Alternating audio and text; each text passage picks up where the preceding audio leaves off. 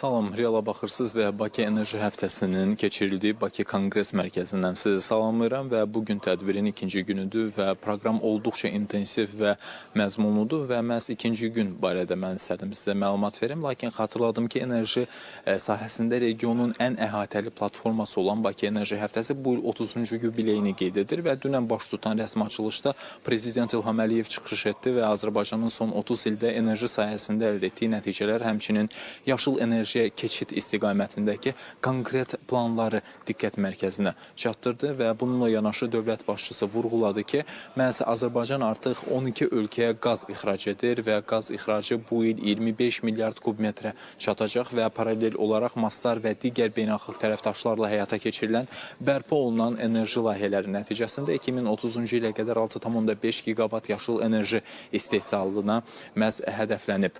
Və bununla yanaşı Prezident İlham Əliyev həmçinin COP29-un Bakıda keçirilməsinin əhəmiyyətindən də danışaraq Azərbaycanın yalnız enerji ixracatçısı kimi deyil, həm də məsuliyyətli enerji aktoru kimi qlobal miqyasda etibarlı tərəfdaş olduğunu da vurğuladı.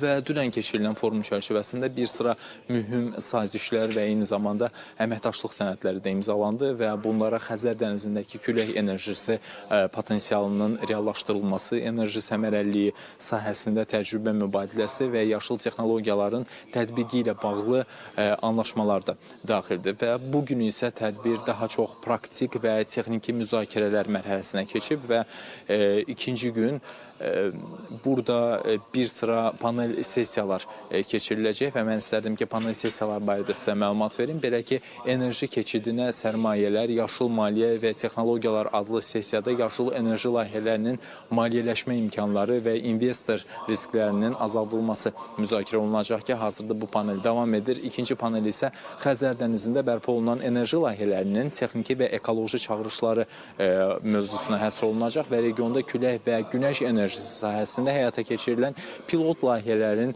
icrası təhlil ediləcək.